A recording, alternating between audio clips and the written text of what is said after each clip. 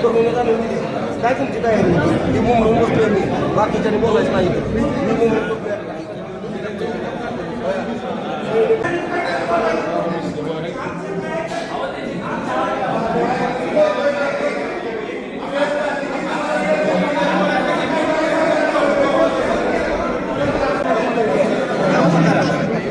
नगरपालिकेला उघडलं का मोकळा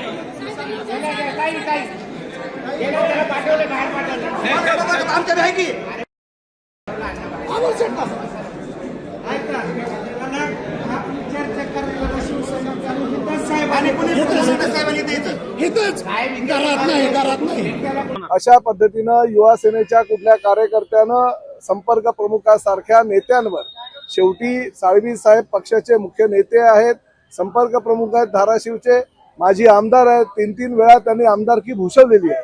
पक्षाची जी भूमिका असते, आदरणीय एकनाथ शिंदे साहेब किंवा पालकमंत्री म्हणून मी स्वतः, आमच्या काही भूमिका ठरलेल्या असतात प्रत्येक जिल्ह्यामध्ये, जिल्हा परिषदा, पंचायत समित्या किंवा झालेल्या नगर परिषदांच्या बाबतीत. त्या भूमिका आपल्या जिल्ह्यातील लोकांपर्यंत पोहोचवण्याचं काम ते संपर्क प्रमुख म्हणून करत असतात.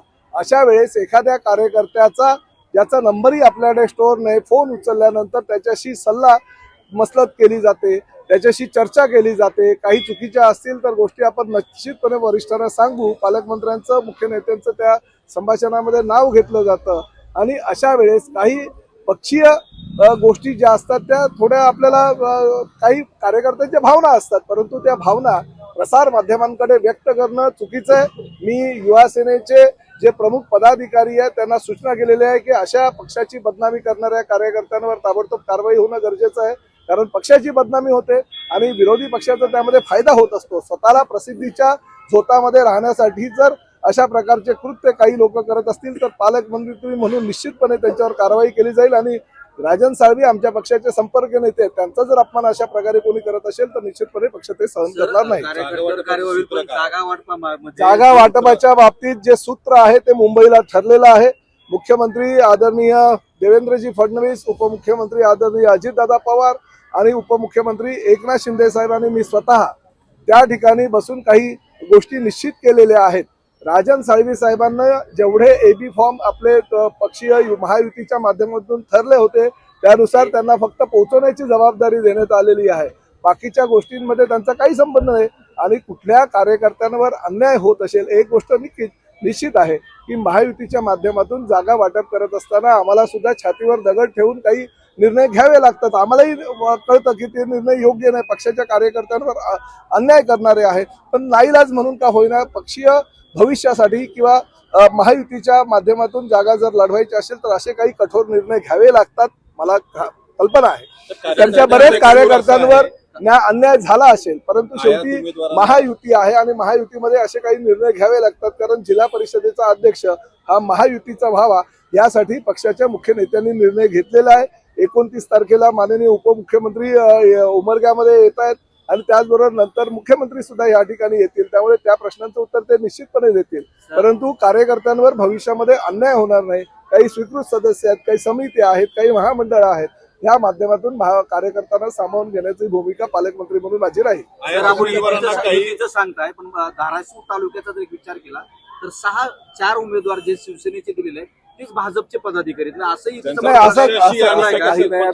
तुम्हालाही या गोष्टीची कल्पना आहे की काही ठिकाणी बघा धाराशिव जिल्ह्यामध्ये ह्या गोष्टी काही तुम्हालाही नवीन नाहीये. ह्या गोष्टी फार वर्षापासून घडत आलेल्या आहेत. म्हणजे त्या लगेच काही आत्ताच घडल्यात असं काही नाही. परंतु आम्ही नवीन पालकमंत्री म्हणून आल्यानंतर आम्हाला सुद्धा त्या गोष्टीचा अचंब वाटतो कधी कधी. परंतु ठीक आहे, पक्षीय राजकारणामध्ये हे निर्णय काही कटू निर्णय जरी असेल ते घ्यावे लागतात. परंतु भविष्यामध्ये जिल्हा परिषदेचा अध्यक्ष, पंचायत समितीच्या सभापती सगळे हे प्रामुख्यानं महायुतीचे होतील याची खबरदारी आम्ही भविष्यामध्ये घेणार आहोत. भाजपचे 54 उमेदवार आहेत साहेब एकूण सगळ्या जिल्ह्यात. नाही, मी अजून काही बघितलेलं नाही त्या बाबतीत, पण आता मी त्या विषयावर बसणार आहे आणि त्या विषयावर आज रात्री आम्ही बैठक घेतली. ज्यांना शिवसेनेने उमेदवारी दिली आहे ते भाजपचे काही पदाधिकारी आता प्रवेश करणार का किंवा कसं? नाही काही प्रवेश वगैरे आज सगळे कार्यक्रम मी आजच आलेलो आहे. राजन साळवींशी आता चर्चा करतो आणि चर्चा करून आम्ही निश्चितपणे भारतीय जनता पार्टीने ठरवलं की घराणेशाहीला बाजूला ठेवायचं. तशी शिवसेनेची काही पॉलिसी तशी आहे का? कसं वाटतं? शिवसेनेची पॉलिसी आहे बघा, पूर्वेश सरनाईक, मी माझ्या मुलापासूनच सांगतो, पूर्वेश सरनाईक हा नगरसेवक होता, परंतु त्यांनी सर्वसामान्य कार्यकर्त्याला उमेदवारी दिली आणि स्वतः मात्र रिंगणातून बाहेर आला. त्यामुळे आम्ही घराणेशाहीच्या आम्हीही विरोधामध्येच आहोत, परंतु काही ठिकाणी कुणी उभंच राहायला तयार होत नाही. यावेळेस कुठल्या तरी नेत्याच्या घरातील कुटुंबियांपैकी कुणाला तरी उभं करावं लागतं, ही वस्तुस्थिती दाखवते. शेवटचा प्रश्न, साळवी साहेब, शिवसेनेमध्ये 2 गट आहेत असं म्हणायचं का? सावंतांचा गट नाही बिलकुल नाही. शिवसेनेमध्ये एकच गट आहे, तो आदरणीय शिवसेना प्रमुख बाळासाहेब ठाकरे यांचा गट, धर्मवीर आनंद दिघे साहेबांचा गट, आणि त्याच गटामध्ये मी आहे, स्वतः आमचे सगळे मंत्री आहेत आणि एकनाथ शिंदे साहेब सुद्धा आहेत. नवनवीन घडामोडी पाहण्यासाठी स्टार महाराष्ट्र न्यूजला सबस्क्राईब करा आणि ताज्या बातम्यांचे अपडेट मिळवण्यासाठी बेल आयकॉनला प्रेस करा आणि परिपूर्ण बातमीबरोबर रहा, इतरांपेक्षा एक पाऊल पुढे.